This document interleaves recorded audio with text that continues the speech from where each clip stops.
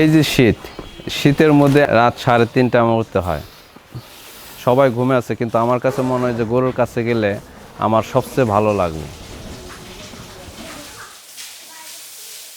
চিন্তা করি যে এখন যদি আমি না উঠি তাহলে এই গরুগুলার গোসল করাইতে, খাবার দাবার দিতে হবে, এদিকে পাটি দুধ নিতে আসবে। এজন্য আমাকে ভোরবেলায় ইচ্ছা না থাকলেও আমাকে উঠতে হয়।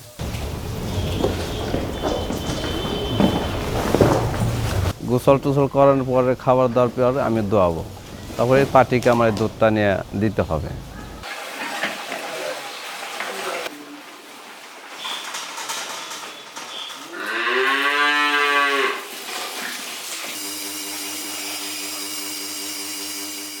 এদের কাছে থাকলে আমার কাছে আসলে ক্লান্তি বলতে কিছু থাকে না।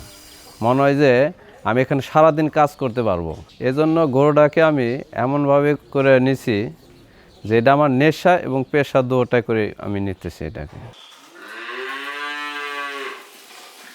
তো একসময় আমার আর্থিক অবস্থা খুবই খারাপ ছিল, তো সেখান থেকে আলহামদুলিল্লাহ আমি এখন খুব ভালো আছি। খামারে ইনকাম দিয়ে আমি চলতেছি।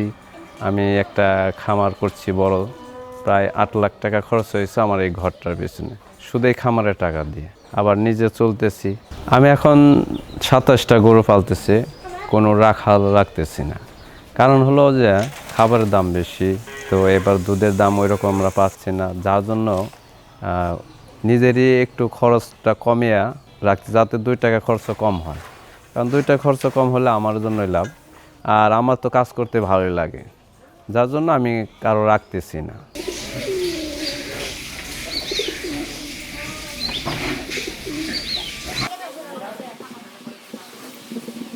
এখন আমার দুধ আসতেছে 12টা গাভীতে, প্রায় 200 প্লাস। বকনা আছে 8টা, 2টা ষাঁড় আর 2টা গাব আছে।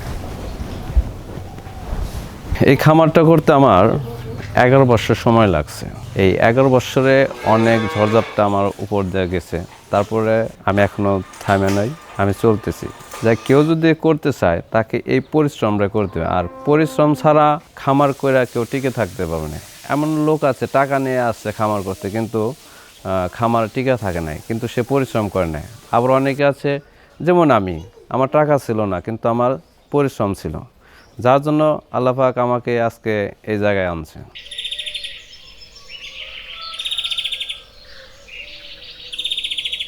চারিদিক কুয়াশায় ঢাকা, চাদরটা আজকে পরে নিতেই হয়েছে আমার। কিন্তু এইদিকে দেখছি হায়দার ভাই কোনো শীতের কাপড় পরেননি। শীত লাগছে না? কাজ করতে করতে কি গরম লাগছে?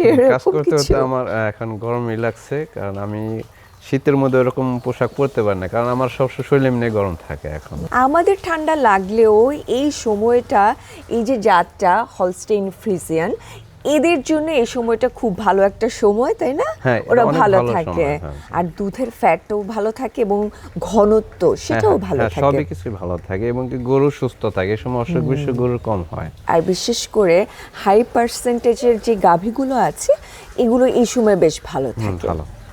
আর সারা বছরই হায়দার ভাইরা ভালো রাখার চেষ্টা করছেন, তবে এই সময়টাতে অতটা জোর দিতে হয় না, তাই না? ভালো রাখার ওইরকম জোর দিতে হয় না, কারণ গরমের দিনে এই ফ্যান, এই গোসল করে দিতে হয়, কিন্তু গরমের দিনে 4বার গোসল করতে হয়। আমার কখনো দেখা যায় 6 বা 7 বার গোসল করতে, কিন্তু শীতে সর্বোচ্চ 2 বার করলে হয়ে যায়, এর বেশি লাগতেছে না, কারণ এখন ওরা খুব আরামে থাকতেছে, গরমের চেয়ে এখন খুব আরামে। হায়দার ভাই, আমি বলছিলাম যে হাই পার্সেন্টেজের গাভী আছে আপনার খামারে, তো কত পার্সেন্টেজের গাভী আছে এই মুহূর্তে? তো এখন আমার এখানে 3rd এবং 4th জেনারেশন চলতেছে, তাতে হিসেবে দেখা যাচ্ছে যে 75-80 ইয়ার মাঝামাঝি আছে এখন আমার এখানে।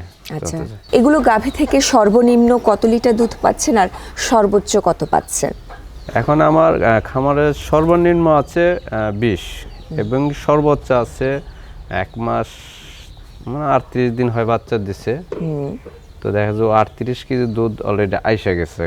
তোর কাছ থেকে আমি আরো কিছু আশা করতে, যদি আল্লাহ পাক দেয়। ইনশাআল্লাহ। এরকম কয়টা আছে?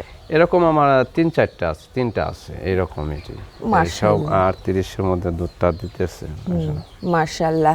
আমরা ধামরাইয়ের একজন প্রান্তিক খামারের কাছে এসেছি, যিনি বলছেন আমার খামারে 38 লিটারে 2-3টা গাভী আছে। এটা তো শুনতেও ভালো লাগছে। তবে এই 38 লিটারই নিয়ে আসতে ওই যে হায়দার ভাই কিন্তু বলেছেন যে আমার 11 বছর সময় লেগেছে, কারো কারো আরও অনেকটা সময় লেগে যায়। হায়দার ভাই অনেকটা পরিশ্রম করেছে, সেটা কিন্তু বোঝা যাচ্ছে। হায়দার ভাই আর অন্য কোনো কাজ করছেন না? আমি এখন এটার পাশাপাশি একটা এআই করতেছি, এআই কাজটা করতেছি। এআই কাজ করার উদ্দেশ্য মানে আমি করছি বলে আজকে এখানে আমি ভালো মানের সিমেন্ট সংগ্রহ করতে পারতেছি, আমার খামারটা আমি তাড়াতাড়ি ডেভেলপ করতে নিয়ে আনতে পারতেছি।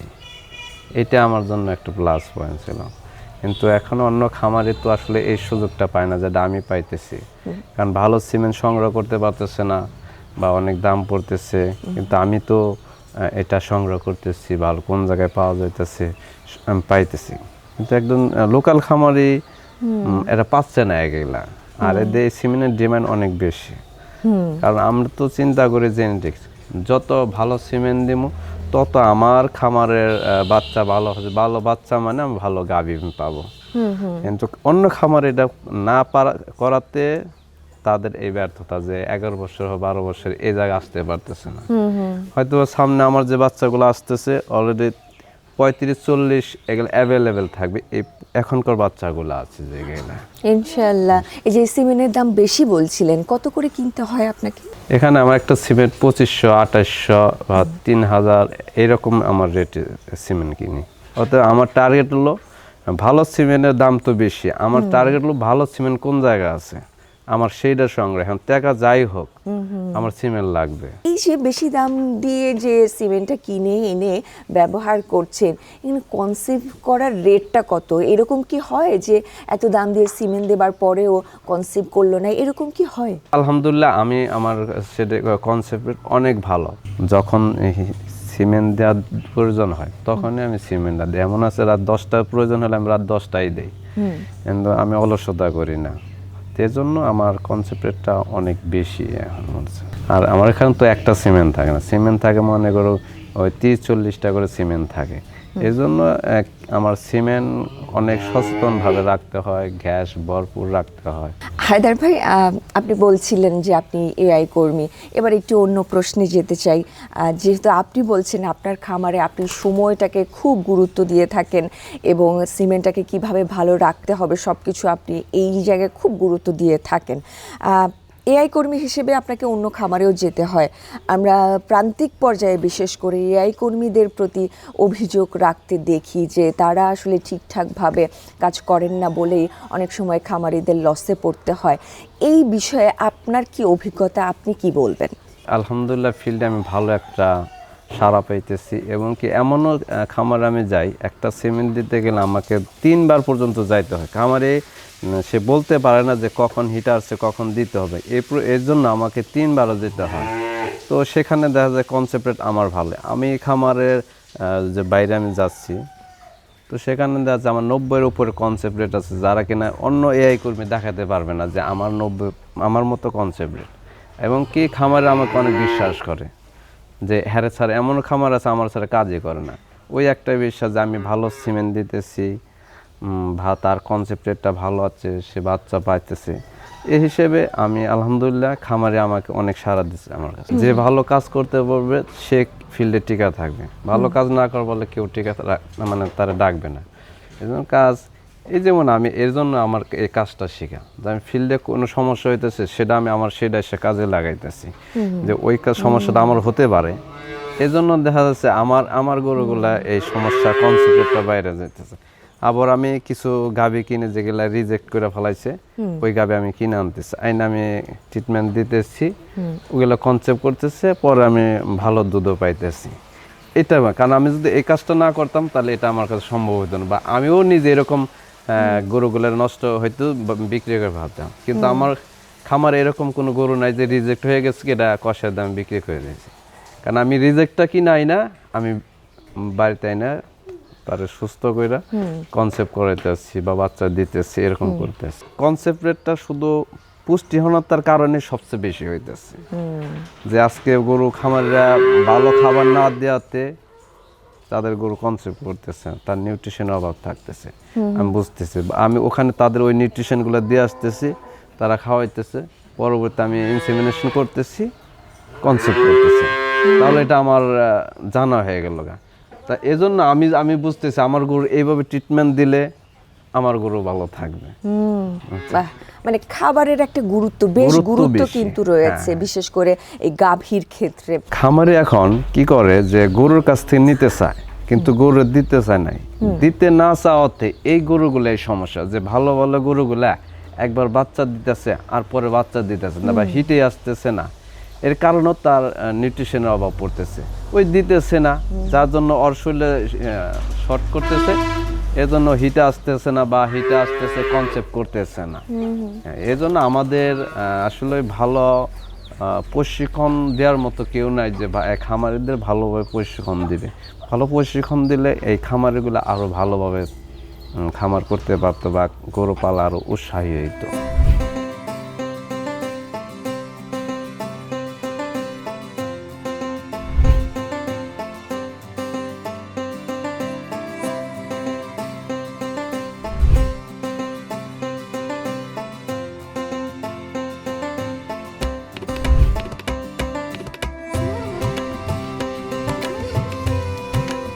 আচ্ছা, এবার একটু আমরা যদি শেডের ভেতরে খেয়াল করি, বেশ কয়েকটা সুন্দর সুন্দর গাভী আছে। আচ্ছা, এখান থেকে আমি যেটা দেখতে পাচ্ছি একটু পাকড়ার মতো আছে যে গাভীটা, ওই গাভীটা কত লিটার দুধ দিচ্ছে? প্রথম বিয়ানে 34 কেজি আসতেছে। মাশাল্লাহ মাশাল্লাহ, ওকে আমার এখান থেকে দেখেই না অন্যরকম লেগেছে।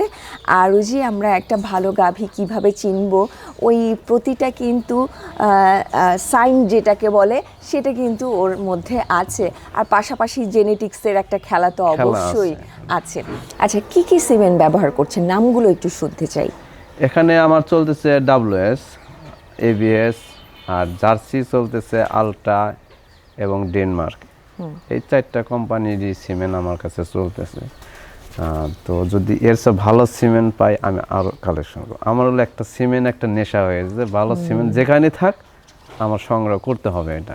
আচ্ছা, এই যে জেনেটিক্স নিয়ে আমরা কথা বলছি, একদিকে আপনার খামারের জেনেটিক্স ভালো হইতে হবে, জেনেটিক্সের পাশাপাশি আপনার খাদ্য ব্যবস্থাপনা ভালো হতে হবে। তো এবার একটু খাবার নিয়ে কথা বলি। এই ধরনের গাভীকে আপনি কি খাবার দিচ্ছেন, কতটুকু পরিমাণে খাবার দিচ্ছেন, এসব খাবারে কি কি থাকছে? আমি এখানে দিতেছি রেডি ফিট, আর বাড়িতে খাবার বানিয়ে দিতেছি 30% দিতেছি এলো রেডি ফিট, 70% আমি যে খাবারটা বানিয়ে দিতেছি এটা দিতেছি বানিয়ে। তো এবার এর মধ্যে থাকতেছে হলো গমের ভুসি, মসুরি এবং DGGS আর হলো রেডি ফিট। এই 4টা খাবার আমি একসাথে দিতেছি এটাকে। আচ্ছা, একটা গাভীকে কতটুকু পরিমাণে দিচ্ছেন? একটা গাভীকে আমি দুধ জাত দিতেছে প্রতি 1 কেজিতে হাফ কেজি খাবার দিতেছি, আর প্রতি 100 কেজিতে 1 কেজি দানাদার খাবার, মানে ওভার দিতেছি। দুধের যা হচ্ছে তার 50%, এবং ওর বডি ঠিক রাখার জন্য প্রতি 100 কেজিতে 1 কেজি খাবার দিতেছি আমি এটা। 200 লিটার দুধ এই মুহূর্তে কোথায় বিক্রি করছেন? আমার পার্টি আছে, সকালে পার্টিতে নিয়ে যাচ্ছে এবং বিকালেও আমার এক মিষ্টি ঘরে নিয়ে যাইতেছে, মানে আমি বাসা থেকে আমার দুধ ছেলে যাইতেছে। আচ্ছা, বাহ, খুব ভালো বিষয়টা। এখন সামনের পরিকল্পনা কি, দুধের কোয়ান্টিটি বা পরিমাণ কি বাড়াতে চাইছেন? হ্যাঁ, সামনে যে আমার পরিকল্পনা যে আমি যে সিমেন্টগুলো ব্যবহার করতেছি, এখান থেকে যে বাচ্চাগুলো আসবে অনেক ভালো মানের, বা আমি এখন যা পাইতেছি আশা করি সামনে আরও ভালো দুধ পাবো, এই ধরনের একটা চিন্তা। কারণ আমার গরু কম হবে কিন্তু দুধের প্রোডাকশন বেশি হবে। যদি আমি গরু কম থাকে তাহলে আমার লেবার খরচ বাঁচে যাবে, কিন্তু আমার প্রোডাকশন থাকবে হাই, তাহলে তো আমার ওই লেবার লাগতেছে না, তাহলে আমি লাভবান বেশি। আর এইখান থেকে যে বাচ্চাগুলো আসবে, আমি যদি একটা বাচ্চা পেলে আমি ভালো দামে বিক্রি করতে পারি, কারণ ভালো মা এবং ভালো বাচ্চা আসবে, এইটা আমার টার্গেট আছে। এখন কি বাচ্চা বিক্রি করছেন? না, আমি এখন কোনো বাচ্চা বিক্রি করতেছি না, তো সামনেও বিক্রি করব না এরকম চিন্তা ভাবনা আছে। কতদিন, কত বছর বিক্রি করবেন না? এখন আসলে এই বাচ্চাগুলা মানে বেচার কখনো চিন্তা ভাবনা করি না, কারণ একটা বকনা আসা মানে আমাদের কাছে অনেক কিছু।